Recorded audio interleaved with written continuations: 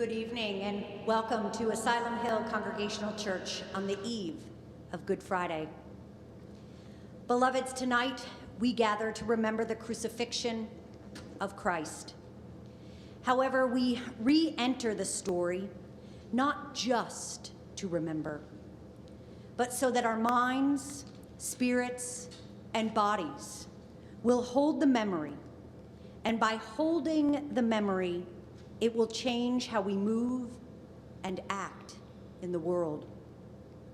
Tonight we remember, so that when we encounter injustice and persecution in the world around us, instead of looking away or ignoring it, we will ask ourselves, what part of this passion do I play?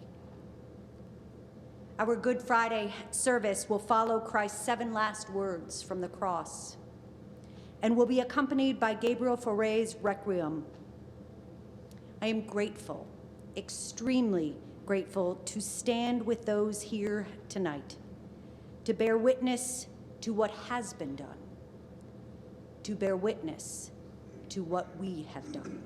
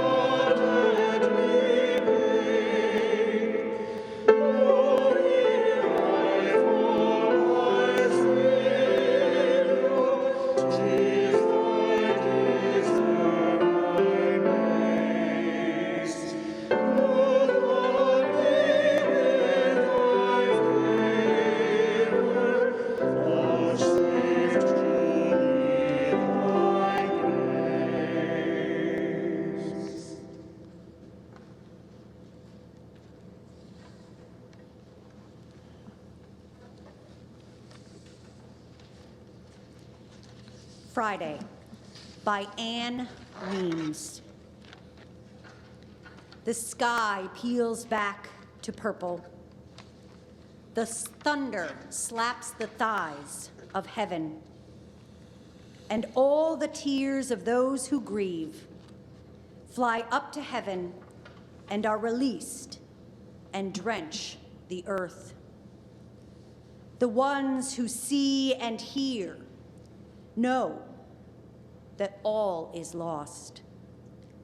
The only one named Savior died upon a cross. The ones who believed and loved, huddled together, stunned.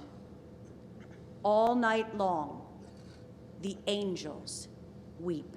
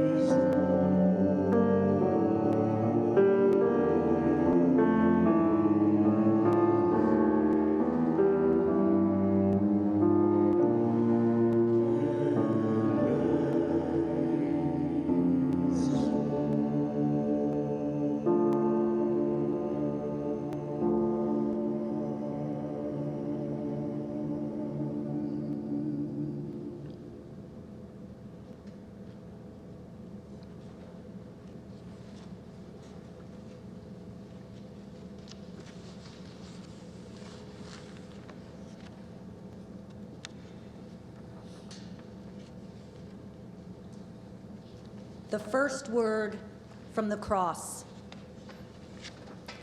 When they came to the place that is called the skull, they crucified Jesus there with two criminals, one on his right, one on his left.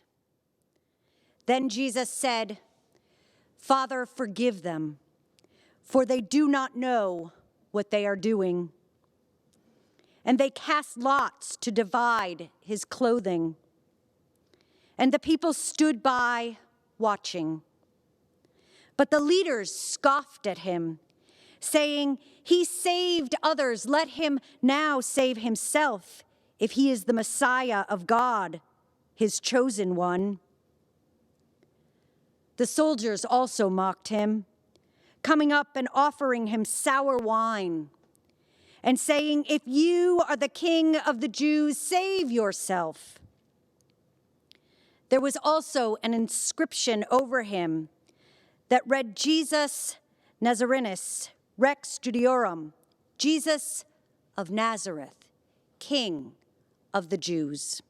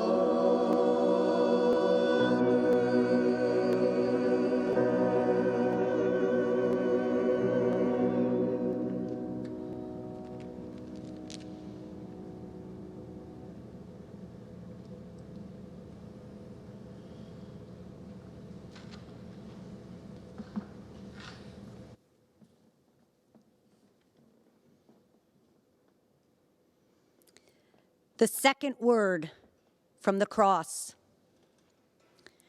One of the criminals who were hanged there kept deriding him and saying, "Are you not the Messiah? Save yourself and us." But the other rebuked him, saying, "Do you not fear God, since you are under the same sentence of condemnation? And we indeed have been condemned justly, for we are getting what we deserve for our deeds. But this man has done nothing wrong." Then he said, "Jesus, remember me when you come into your kingdom." He replied, "Truly I tell you, today you will be with me in paradise."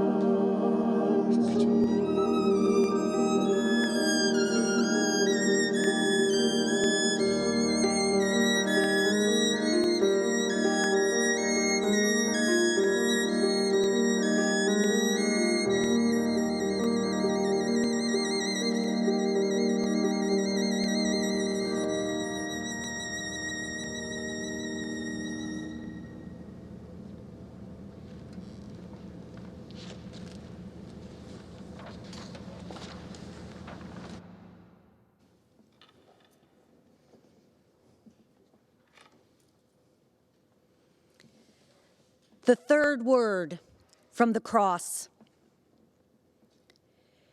Meanwhile, standing near the cross of Jesus were his mother and his mother's sister Mary, the wife of Clopas, and Mary Magdalene. When Jesus saw his mother and the disciple whom he loved standing beside her, he said to his mother, "Woman, here is your son." Then he said to the disciple, "Here is your mother." And from that hour, the disciple took her into his own home.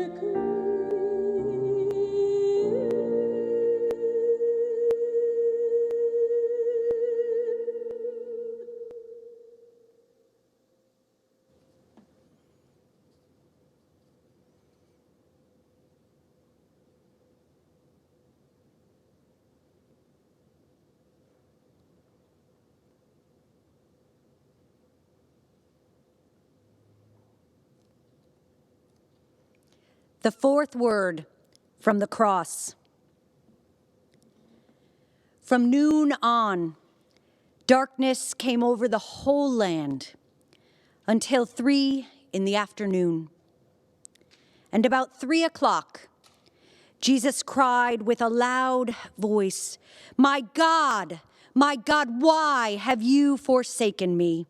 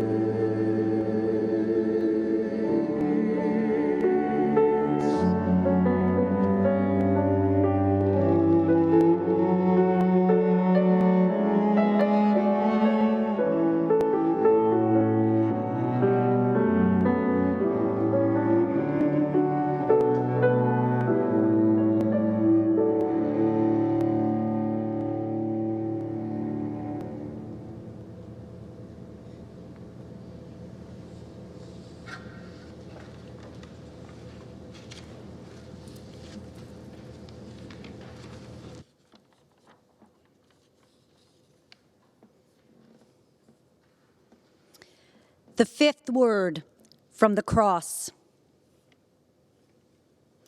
After this, when Jesus knew that all was now finished, he said, in order to fulfill the scriptures, I am thirsty.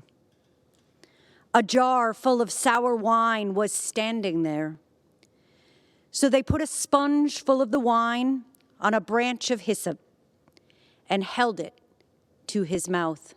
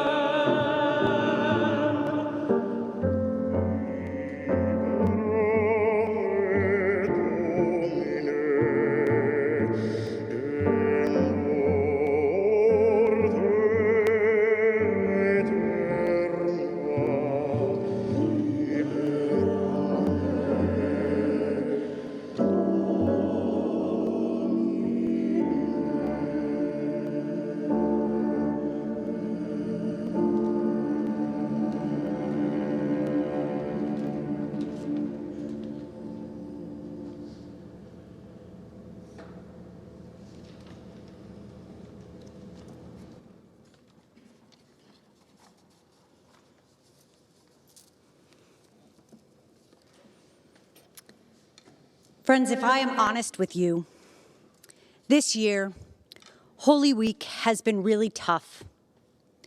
In some senses, believe it or not, even tougher than last year.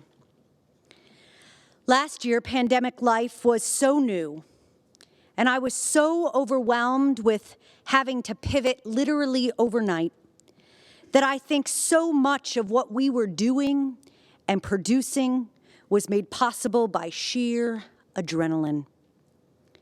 It was extremely hard, but it was also unknown. And so even though it was difficult, there was a certain level of excitement that went into being in completely uncharted waters. Many years ago, I traveled to Italy with two of my girlfriends, and we decided that we were going to rent a car in Rome and drive to Florence by way of wine country. We felt having a car would give us some freedom to explore the countryside in a way that wouldn't be possible using mass transit. We picked up our rental car at a place not far from our hotel, loaded up our luggage, took out our paper map that the wonderfully nice Italian rental car employee had highlighted for us, and off we went. It was awesome. I happened to be in the passenger seat, and so looking out at Rome as we made our way through the city was gorgeous, even exhilarating. But as we found ourselves going around the Colosseum for the fourth time, I can tell you the adventure lost its luster. And really, I just wanted to figure out how to get the heck out of the city and be on our way. Friends, I think one of the reasons that Holy Week has been so tough this go-around is that, honestly, I feel like we've been living it for more than a year now. If you are anything like me, the adrenaline has definitely run its course, and the excitement of venturing out into uncharted waters is gone. I mean, really, there is only so much shopping you can do online, only so much Netflix you can consume, and if I walk around the block of my neighborhood one more time, I think I might scream. Month after month after month, we just keep circling round. Loss, grief, hopelessness, despair. These are all words that describe feelings that can be evoked from the Good Friday readings we listened to tonight, and are feelings that are relevant to our current experience, as grief and loss of all kinds hang heavy upon both our personal and collective realities. We've lost over 500,000 lives due to COVID-19, and that's in the US alone. We've experienced devastating natural disasters across the country. We're seeing the rise of white nationalism and violence against BIPOC. There's been a recent spike in gun violence and mass shootings. Our children are anxious. Frontline workers are burnt out. Loss, grief, hopelessness, despair. It was all there 2,000 years ago. It is all here in 2021. The late Reverend Dr. Peter Gomes once wrote, "Protestants have long beguiled themselves with the notion that they worship a victorious and risen Christ, and thus an empty cross. Unlike their Catholic and Orthodox brethren, they will not make their devotions to the broken and bruised Jesus hanging down in garish Roman details from his crucifix. And so the Protestant churches are filled on Easter, but empty in comparison on Good Friday. Gomes goes on to say that the faith that is formed out of such a travesty of the gospel is one that is unfamiliar with suffering, incapable of enduring it, and unable to recognize the work of God in it. As a mainline Protestant myself, for most of my life, I have worshiped beneath an empty cross, been part of faith communities exactly like the one Gomes described, which means for pretty much my entire life, I have been a woman of the cross rather than the crucifix. According to a recent study in Pew Research, Latin America is home to more than 425 million Catholics. That is nearly 40% of the world's total Catholic population. That is to say that almost 90% of people living in Latin America identify as being Catholic, or at least having been raised in the Catholic Church. So you can imagine my shock then, when in my early 20s I went to live in Guayaquil, Ecuador, home to a lot of crucifixes. I mean, I had never in my life seen so many visual depictions of Good Friday. They were everywhere, in people's homes, in people's places of work, painted murals in the streets, in churches, in cabs hanging from people's rearview mirrors. Jesus suffering, his broken and twisted body, the blood streaming from his head, his hands, his side, his feet, the pained expression on his face, his eyes, the tears, the heartbreak. It was everywhere. One day as I was walking with a close friend of mine, a woman of great faith, through one of the city's cathedrals, I finally got up the nerve to ask her a question I had wanted to ask for some time.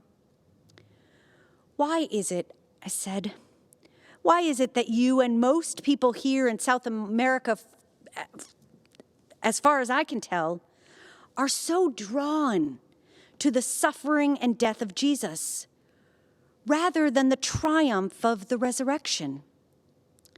And gesturing around, I used the very sanctuary, the cathedral we were standing in, as evidence of my observation. My friend paused for a short moment, and then she lovingly explained. For so many in Latin America and around the world, she said, life is hard. And staying alive is sometimes harder still. Grinding poverty, unjust systems which keep the poor marginalized, little access to health care or even healthy water supply, the seduction of drugs and gangs and extremism of all shades. And then mirroring back to me my previous gesture, she looked around and said, "Open your eyes. Suffering is all around you." She continued by saying that for her, as a person of faith, the resurrection was a given. She wasn't worried about the ultimate end game. What she needed to know was that God wasn't some distant deity waiting to welcome her across the final finish line. What she saw in the suffering, the blood and the heartache of the crucifix was a God that shared her very own suffering. A God that ultimately understands what it means to hurt and to fear and to cry. Beloveds, Good Friday calls us deeper into relationship with God, and further reflection on the cross reveals that Jesus died for us, not just in a merely transactional sense, but rather in a much deeper transformational sense. The ultimate act of injustice that reveals the brokenness of humanity is also an act of ultimate divine love and solidarity.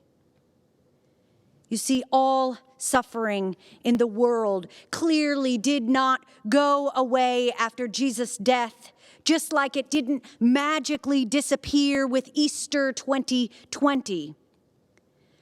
But a new perspective can be brought to it in the midst of hardship, injustice, and tragedy. You see, just as the promise of his birth when Mary laid him in a manger was Emmanuel, God with us, so too is that same promise which is poured out as she watched her son hang upon the cross. God is in it with us. Good Friday reminds us of the reality of today so that we can honor and grieve the suffering and loss around us and work for a better tomorrow, remembering that we are never, ever, ever alone.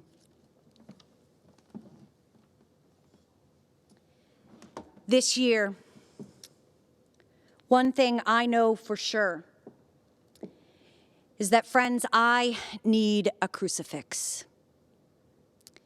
Maybe you do too.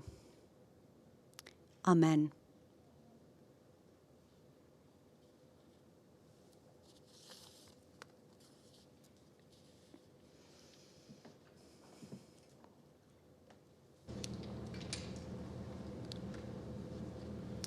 The sixth word from the cross.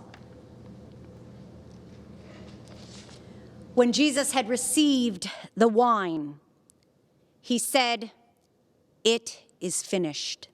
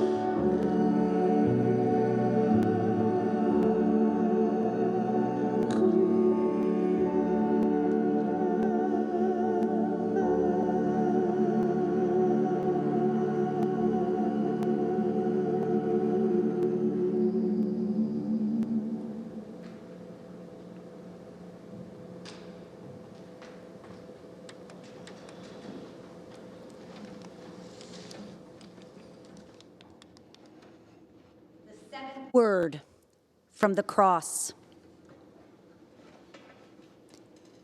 Then Jesus, crying with a loud voice, said, "Father, into your hands I commend my spirit." Having said this, he breathed his last.